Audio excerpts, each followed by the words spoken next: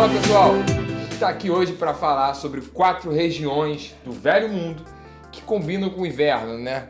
Na verdade, 4 países representados por 4 regiões, né? Exatamente. Vamos passear ali por França, por Itália, Portugal e Espanha. Mas antes da gente entrar aqui no tema desse vídeo, vou pedir para vocês deixarem a curtida no vídeo, se inscreverem no canal, ativarem o sininho da notificação e compartilhar com os amigos aí que gostam desse tema, que gostam do mundo do vinho.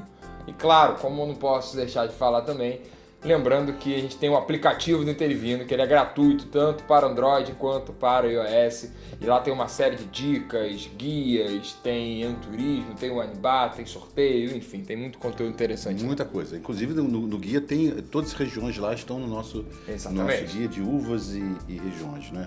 Exatamente. E agora vamos então entrar no tema, né? Então, para começar o vídeo, vamos falar onde é o berço do vinho, né? Vamos para a França, né? Vamos para a França e vamos começar dos vinhos brancos também. Dos vinhos brancos. E curiosamente você falou, vamos para o berço do vinho, né? Mas vamos começar com esse vinho branco, que tem uma coisa característica muito interessante, que é um vinho branco da uva Riesling, não é?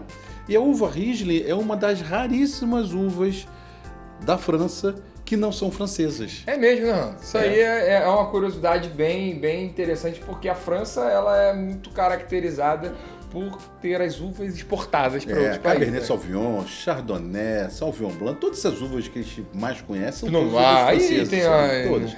E a Riesling é uma uva, na verdade, que é originária da Alemanha, não é?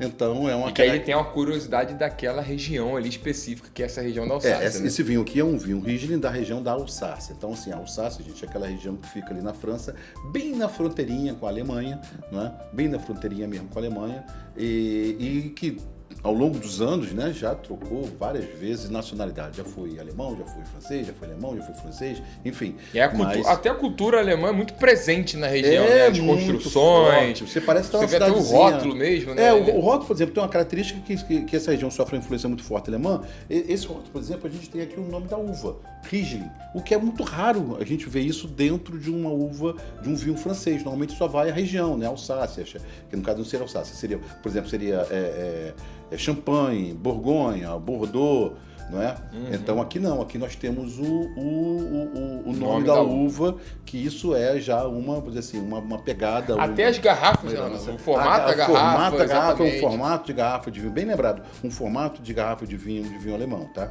E a Riesling, gente, é uma uva excepcional, uma uva que ela dá um vinho branco diferente, com um sabor, né, mais marcante, uma uva que ela tem uma característica de poder envelhecer também, não é? Isso é algo bem importante da gente frisar, porque às vezes as pessoas têm aquela sensação de que o vinho branco ele é aquele vinho para ser bebido jovem, fresquinho, geladinho.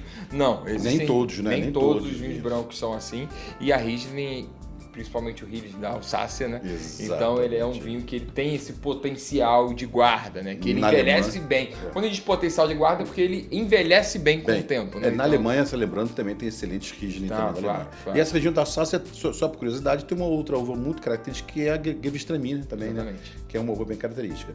Agora, Igor, Vamos sair da França, né? Vamos sair da França. Não, só um detalhezinho que a gente não pode esquecer, gente, porque no Brasil... Isso é muito importante. No Brasil a gente encontra muito um vinho que tem bastante lá no sul do país, lá na Serra Gaúcha, que é feito da uva Riesling itálico, né? A Riesling itálica, ela não é a mesma Riesling. É o nome Riesling itálico, o Riesling é semelhante, mas tem nada a ver uma uva com a outra, tá? Isso aí então, é sempre bom frisar. Só para lembrar isso, tá? Sempre bom deixar bem claro isso. Vamos então sair, agora a gente pode sair. Agora vamos sair da França e vamos ali para a Península Ibérica. Para a Península Ibérica, vamos para a primeira nossa parada, vai ser ali na Espanha, que é a região, o país que tem a maior área de vinhedos plantados do mundo. Então, é um dos grandes produtores de vinho também. E ali tem uma região específica que é a Ribera del Duero, né?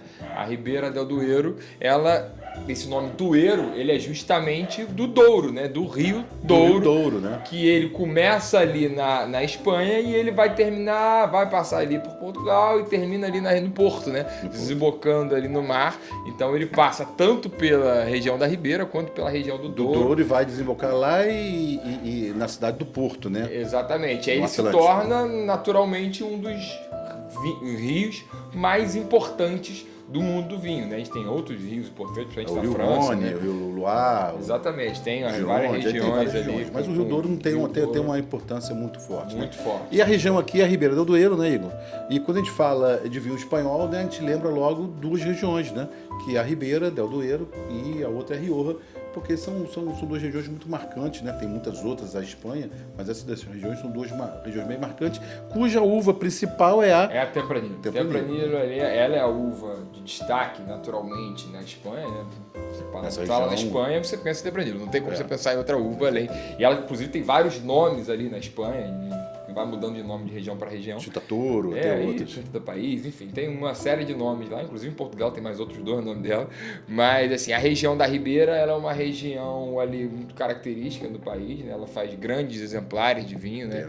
A gente tem ícones do país aí, como por exemplo o Vega Sicília. Mas quando tiver um jogador de futebol desses jogadores aí bebendo Vega Sicília, é um vinho maravilhoso, obviamente de um preço bem elevado, mas a gente encontra na Ribeira, não é? Vários outros vinhos de valores bem mais acessíveis, né?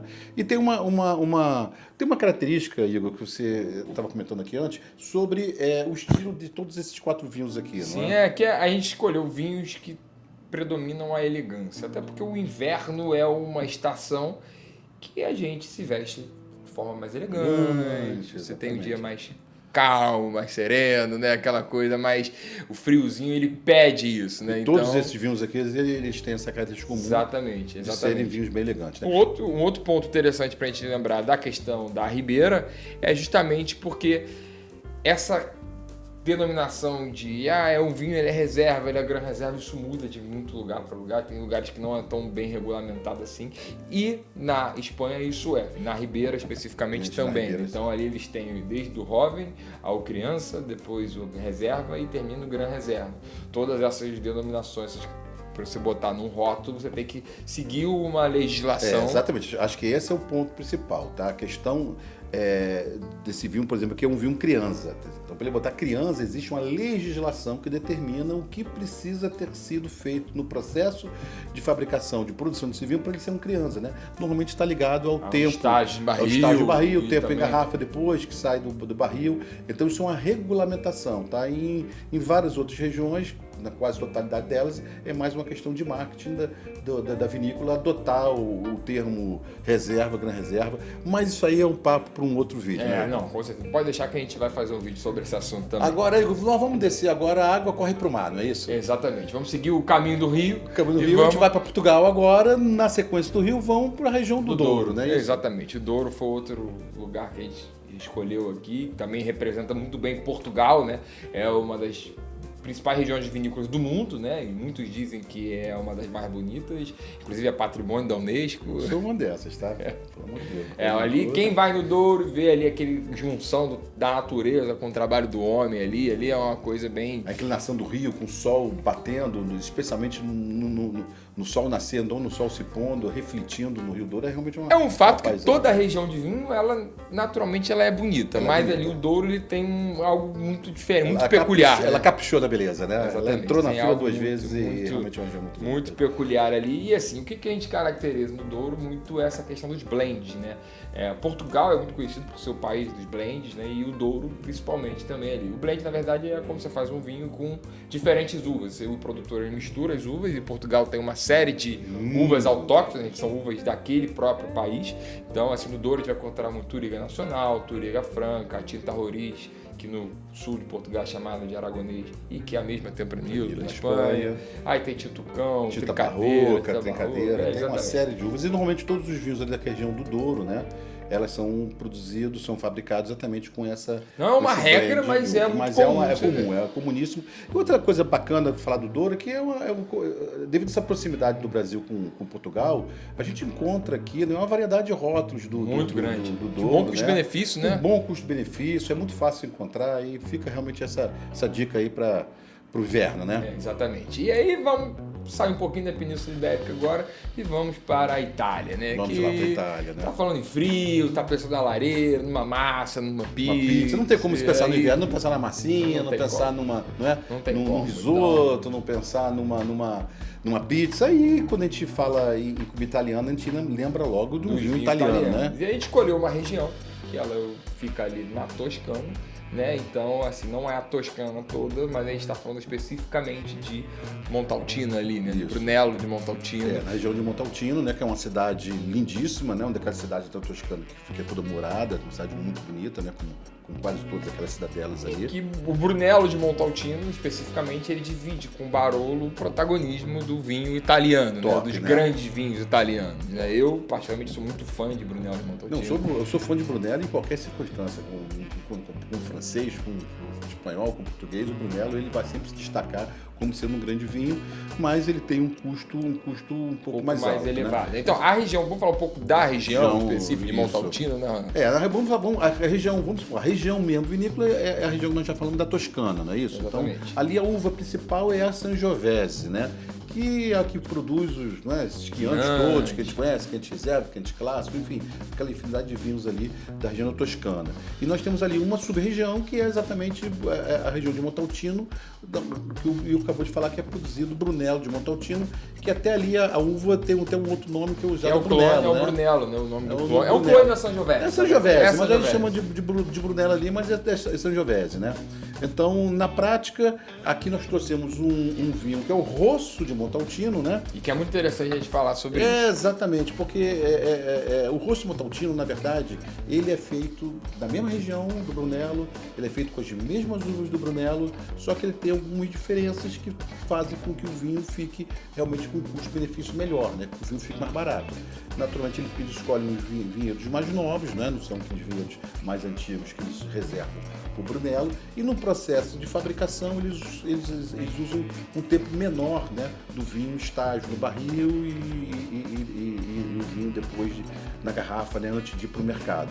Isso faz com que o preço do vinho fique mais barato e a gente consiga aí ter uma qualidade ainda, né? Excepcional, um vinho excepcional, mas com um preço bem mais barato. Então... porque o Brunello em si são vinhos que eles naturalmente têm que ter um estágio de barrica muito grande, assim, se for reserva mais ainda, então ele tem um estágio de barrica e mais de 2 anos, assim, e mais depois um estágio em garrafa, então ele costuma ir para o mercado de 5 a 6 anos só depois que ele é colhido, né? Diferente do Rosso, né? O Rosso, o estágio dele é bem menor, 6 meses. E o Brunello, assim, então... né, ele normalmente é produzido para envelhecimento, para guarda, então muita gente fala que um Brunello só pode ser consumido 10 anos depois, então se a safra em 2022, tem que estar bebendo 2032. 2032. Então, agora em 2022, teremos que estar abrindo 2012, né? Não é uma regra, não é uma regra, mas é um caminho, assim, um parâmetro. Né? Assim, e o Rosso não. O Rosso é aquele vinho que, obviamente, é um vinho excepcional, mas você não precisa ter toda essa preocupação com a guarda dele tão longa, né? Exatamente. Então, gente, isso aqui tudo foi o que a gente separou aqui, escolhemos dar uma passeada em alguns países do Velho Mundo, os 4 principais países aí do Velho Mundo, regiões diferentes, estilos de vinho.